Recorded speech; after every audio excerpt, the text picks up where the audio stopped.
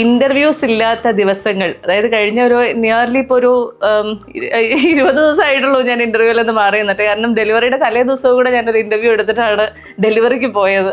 അപ്പോൾ അതുകൊണ്ട് തന്നെ പിന്നെ ഡെലിവറിയുടെ അന്നും വ്ളോഗൊക്കെ എടുത്ത് ആഘോഷമാക്കിയായിരുന്നു. അപ്പോൾ ചുരുക്കം പറഞ്ഞു കഴിഞ്ഞാൽ ഇന്റർവ്യൂസ് ഒന്ന് മാറിക്കാൻ തുടങ്ങിയിട്ട് ഹാർഡ്ലി 3 വീക്സ് ആയിട്ടുള്ളൂ.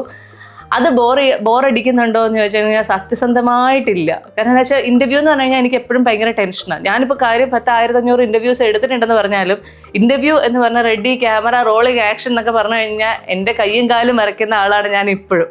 അപ്പോൾ അതുകൊണ്ട് തന്നെ ഇപ്പോൾ ആ ടെൻഷനൊന്നും ഇല്ലല്ലോ, കജലെല്ലാം നോക്കി നടത്തിക്കോളുമല്ലോ എന്നുള്ള ആ ഒരു സന്തോഷത്തിൽ ഞാനിപ്പോൾ അതിനെക്കുറിച്ച് ആലോചിക്കാറില്ല, അതിനെക്കുറിച്ച് ടെൻഷൻ അടിക്കാറില്ല. പക്ഷേ ഒരു 3 മാസം അല്ലെങ്കിൽ ഒരു ഷോർട്ട് ബ്രേക്കിന് ശേഷം തിരിച്ച് വരണം എന്ന് ആഗ്രഹിക്കുന്നുണ്ട്. അപ്പം അത് മോസ്റ്റ് പ്രോബബ്ലി ഒരു 90 ദിവസം മാറി നിൽക്കണം എന്നുള്ളതാണ്.